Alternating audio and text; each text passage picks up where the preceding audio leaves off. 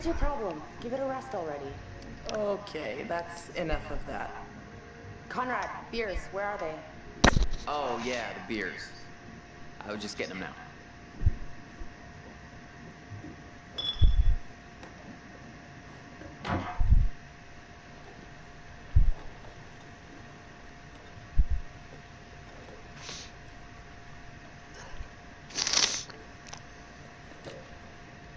Alright, now that everybody's here, let's take a look at the navigator's pad we found.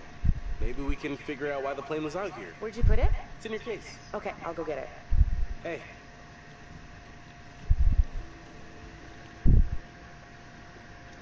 So, how's it feel to be a man post-proposal? Believe me, honestly. Been carrying that around for a while.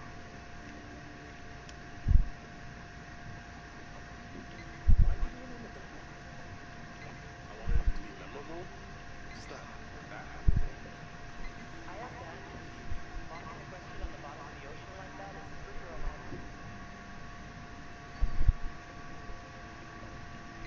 Never thought you were the settling type. Proud of you, bro. Couldn't have done it without such a good bro. Wait, what do you mean? You told me to follow my heart. One, I'm not that savvy. Two, I was talking about med school. Still, we're over the top, bro. So, we're going again tomorrow?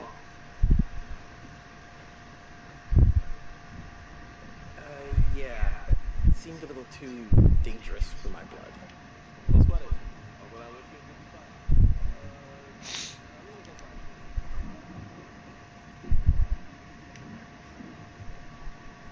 you. Hey, almost time for barbecuing.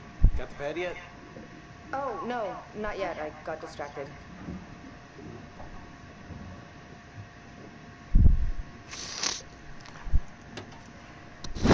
Got it. Let's go up. Come here, vixen. Easy, Tiger. We should get back. Right here.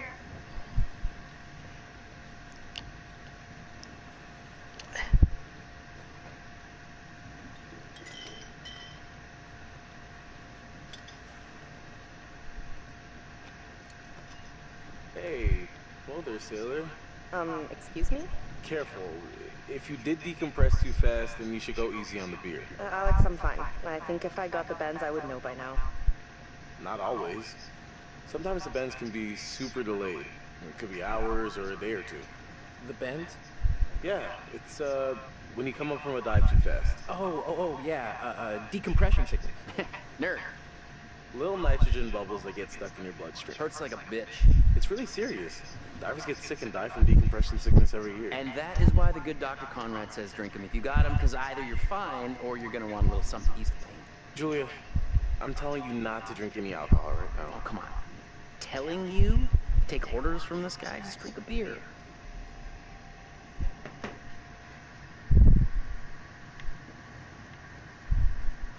Maybe I'll stick to H2O. Don't want to push my luck. All right, everyone, check it out.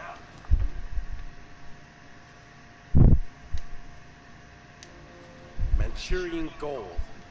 Who wants to find some sunken treasure? So what do you think, Captain? Coordinates? Those are coordinates, all right. Maybe the plane's destination? You think we could get there by tomorrow? It takes a couple hours if the weather stays steady. Wow. You find anything else? There was a flight plan on board that seemed to indicate it was a rescue plane. Yeah, that makes sense. After the war, they turned long-range bombers into rescue planes. And then this plane must have been shot down because it was riddled with bullet holes. I found one lodged in the fuselage. Huh. And it was full of life rafts. Must have gotten shot down before they could deliver all the rafts. There was only one missing. Reckless, all of you. Excuse me? I told you to leave everything down there alone. Oh, come on. We've been through this already. I'm not talking about the law. No, hey, they were respectful. No, you did whatever you wanted. Whatever you took, it was too much.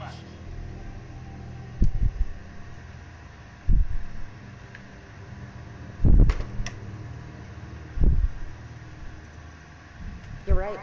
We should have been more careful. That's not me, I'm sorry. Okay, maybe. I don't know you. You should have never gone down to that plane in the first place. It's bad luck. You think you can scavenge down there and it makes no difference, but every single thing you bring back has an essence. It's like a ghost you invite to the surface. Here we go. Huh.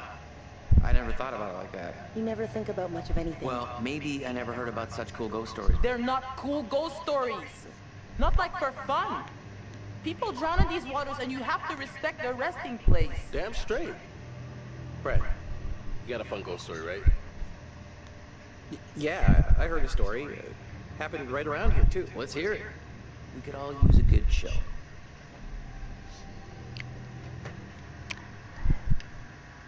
Let's hear it. I bet you can spin a good yarn. It's kind of messed up, actually. Scare away, little bro. Okay, here goes. This story is true. It had happened right near here, in an old lighthouse. Classic setup. Wait, true story? Where'd you hear this? If you need to know, it's ripped right from the rotting pages of the terrifying, ancient in-flight magazine I was perusing on our way here.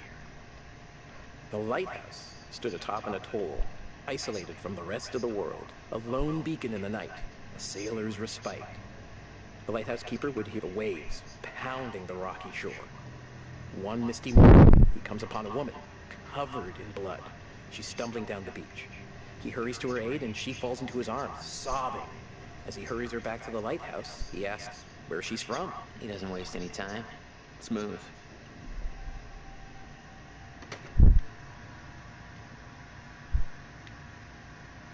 Key of the one-track mind. The woman answers, I live here, in the lighthouse. My parents are upstairs right now. Twist. Of course, the lighthouse keeper says, that isn't so. Of course, he's lived there alone for years. And the woman becomes hysterical and insists her parents are upstairs. So, they go to the top of the lighthouse, and there, splayed out on the floor, is a man and a woman brutally murdered with an axe. Always an axe. I mean, do people even use axes anymore? I'm just reporting the facts, cliches and all. Chopped up into little tiny giblets with an axe.